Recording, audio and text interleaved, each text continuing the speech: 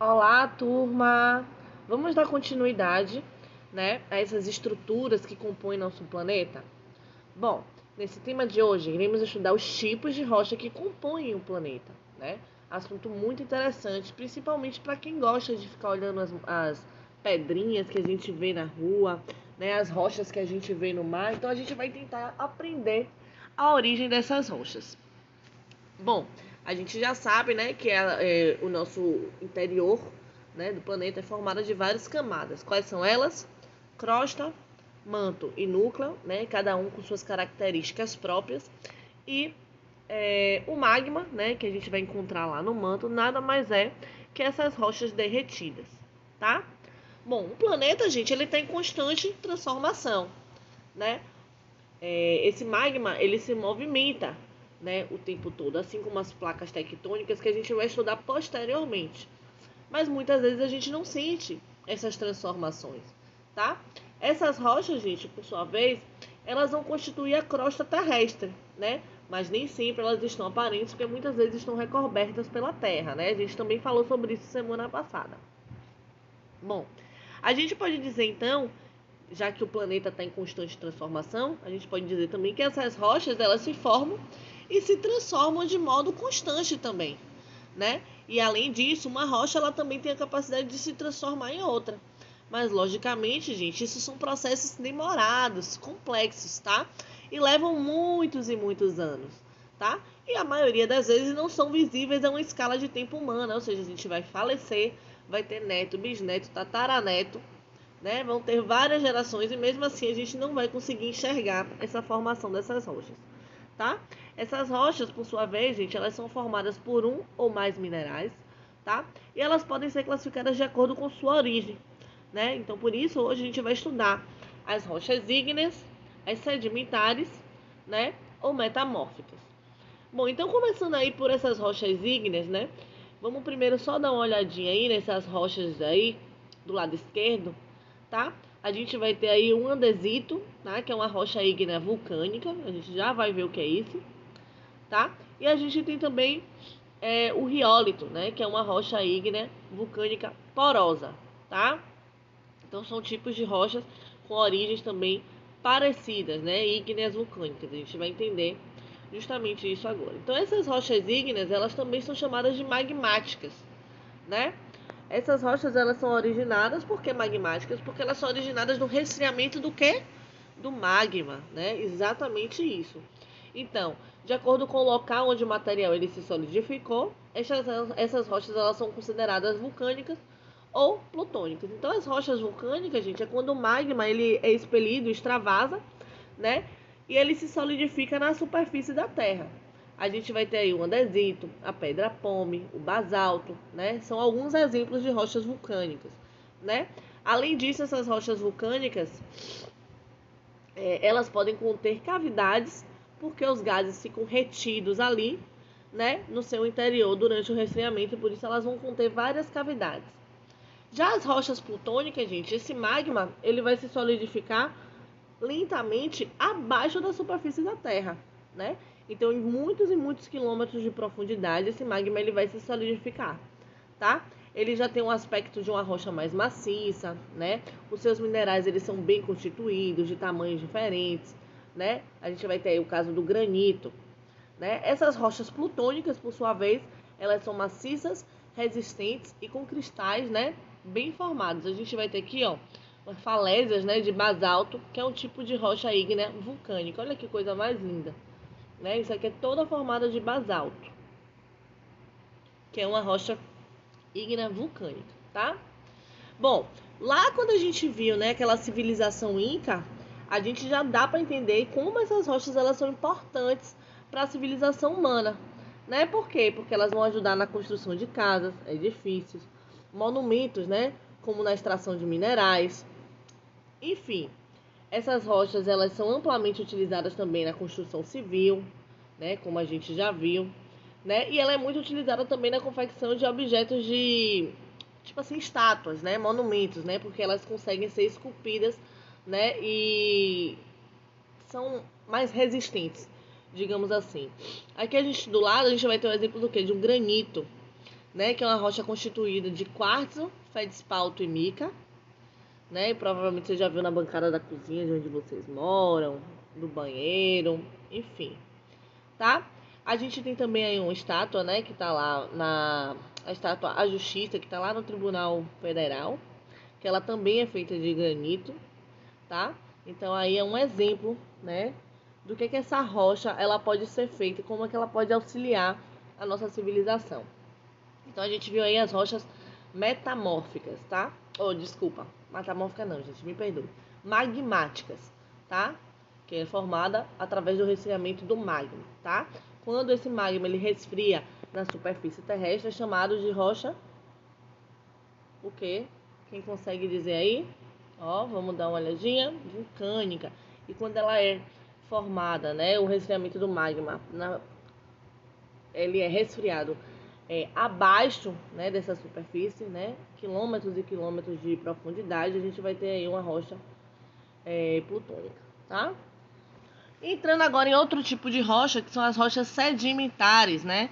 Como o arenito, o argilito, o varvito, o calcário, né? São resultantes, gente, de acúmulos de fragmentos, né? De outras rochas, né? Fragmentos de outras rochas são transportadas pelo vento, pela água, pelo gelo, e aí começa a se acumular em um determinado local. Onde é que a gente pode encontrar, né, esse tipo de rocha? Eles podem revestir calçadas, pisos, paredes, né? A gente tem aí o exemplo do arenito. O calcário, ele é muito usado na agricultura para aumentar a fertilidade do solo, né? E na construção civil, o calcário ele é usado como matéria-prima para a fabricação de cal e cimento, tá? Essas rochas, elas também estão relacionadas com a fonte energética, como eu havia falado, porque a gente pode encontrar lá petróleo, né? E isso são importantes combustíveis fósseis porque eles nos dão muita energia. Né? A gente tem aí exemplo dessa rocha sedimentar. Isso aí está no Parque Geológico de Varvito, Itu, lá em São Paulo. E aqui também, no Parque Estadual Gruta do Lago Azul, né? A gente vai ter uma grande concentração de que também? De calcário, né? Então aí calcário é uma rocha sedimentar. Lembrando, qual é a utilidade do calcário? Novamente, né? Na agricultura ele é utilizado como fertilizante, né? E na construção civil é matéria-prima, né? Para a fabricação de cal e de cimento. Bom, então como é que essas rochas sedimentares elas são formadas? Lembrando que elas são fragmentos de outras rochas que são levadas pelo vento, pela água e pelo gelo. Bom, então essas rochas sedimentares, gente, elas se formam sob temperatura e pressão relativamente baixa, tá? Não são altas, diferente do derretimento daquela do magma, né? Das rochas magmáticas. E elas são porosas, permeáveis e são pouco resistentes, tá? Elas podem apresentar camadas, né? Pois são formadas pela deposição periódica de sedimentos. O que significa isso? Que esses sedimentos eles são acumulados ao longo de milhares e milhares de anos. Pronto. Diferentemente do granito, né? Que a gente estudou lá, que é uma rocha magmática plutônica. Né? Esse granito, gente, quando ele é submetido a determinados processos na superfície terrestre, ele pode se transformar em arenito, que é uma rocha sedimentar. Por quê? Porque os fragmentos dele vão sendo levados pelo vento, pela água, e aí esse arenito, né, esse fragmento do granito, se acumula em determinado local e vai formar então uma rocha sedimentar, que é chamada de arenito, tá? Isso ocorre porque ele sofre algum tipo de desintegração, no caso o granito, né? E aí então ele é levado pelo vento, pela água, né? E aí se acumula, se deposita em algum lugar. E aí o que acontece? Com os movimentos da crosta, que a crosta a gente sabe que ela se movimenta, que é onde vão estar lá as placas tectônicas, tá? Esses fragmentos de granito eles são levados para o interior do manto, né? E aí sim ele é submetido a um aumento de pressão e temperatura. E aí faz com que a areia, né, e o que mais estiver com ela fique endurecida e passe a formar, no caso, essa nova rocha, que é uma rocha sedimentar. Bom, uma coisa importante também é que o acúmulo de sedimentos, gente, pode ocorrer na margem de um rio, no fundo do mar, em uma praia. Se a gente tem fragmentos, né, de outras rochas sendo acumuladas, então a gente vai ter aí uma formação de uma nova rocha, que então é chamada de uma rocha sedimentar. Por que sedimentar? Porque ela é formada de sedimentos de outras rochas, certo? Por que a gente tem Por que a gente tem a fragmentação de uma rocha ígnea? Por causa de um movimento da crosta, né? E aí vai formando fragmentos mesmo, areia, né? E aí então essa areia ela é incorporada no manto, né? Lá no manto ela recebe uma temperatura, uma pressão diferente. Isso é um processo natural, gente, que ocorre. Não é do dia para a noite. Leva milhões de anos para isso acontecer. Lembrando que isso acontece em uma escala de tempo que não é do ser humano, né? Não é hábil para a vida humana. Bom, então aí os sedimentos se acumulam continuamente e o material concentra-se em camadas. E a parte que está abaixo é submetida a uma pressão cada vez maior, de modo que acaba se compactando e endurecendo, tá? Que foi o que eu acabei de falar. Bom, as rochas sedimentares, elas podem conter vestígios de animais, plantas e outros organismos que viveram no planeta em épocas remotas, né? Que são os fósseis, conservando principalmente nesse tipo de rocha. Então, olha aqui, a gente tem um exemplo aí, ó. O que é que a gente vai ter aí? Né? Acontece no processo de sedimentação e depois a formação de um fóssil, né? A gente vai ter aí, por alguma obra, né, do Espírito Santo, tô brincando, por algum motivo a crosta ela se movimenta, né? E aquela rocha que é ígnea, ela sofre uma fragmentação e seus fragmentos são levados a um determinado lugar e começa a se acumular. E aí é formada cada vez mais a camada de sedimentos, né? E é nessa camada, esses sedimentos, essa fragmentação, né, essa areia, ela vai sendo incorporada no manto, né? Lá ela vai sofrer uma pressão muito grande, por isso que esses sedimentos começam a ficar endurecidos, mas ao mesmo tempo esse sedimento soterrou determinados cadáveres, né? E aí, quando você soterra, né, esses cadáveres, aqueles cadáveres que deveriam sofrer um processo de decomposição, como você diminui ali o oxigênio, por exemplo, você não vai ter uma quantidade de fungos e bactérias fazendo essa decomposição. Então, com o passar do tempo, aquela matéria orgânica acaba sendo trocada por uma matéria mineral, mineralizando, né? E aí, então, a gente vai ter uma formação de um fóssil, tá? E aí, quanto mais profunda a camada, né? Quanto mais antiga a camada, a gente sabe que aquele fóssil é um organismo mais antigo. Vamos lá, vamos passar. Deixa eu tirar essa gravação daqui. Bom, o petróleo, gente, ele também tem uma origem orgânica, tá? Mais especificamente de origem fóssil, né?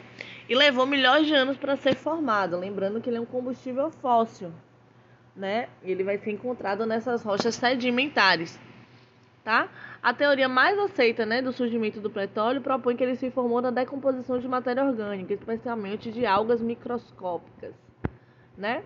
Grandes acúmulos dessa matéria orgânica teriam se formado no fundo dos mares e lagos, e ao longo de milhões de anos, o peso dos sedimentos acumulados teria causado sua compactação e aquecimento, levando a transformações que dariam origem, então, ao petróleo. Tá? Ele não é encontrado de forma fácil, né? Por isso que ele é um combustível caro, mas ele tem um valor energético muito alto, por isso que ele é caro. Bom, se tratando então dessas outras rochas agora, a gente vai entrar nas rochas metamórficas, né? Que são resultantes da transformação de todos os tipos de rocha, tanto das ígneas, das sedimentares e das próprias metamórficas, né? Por que se transformou?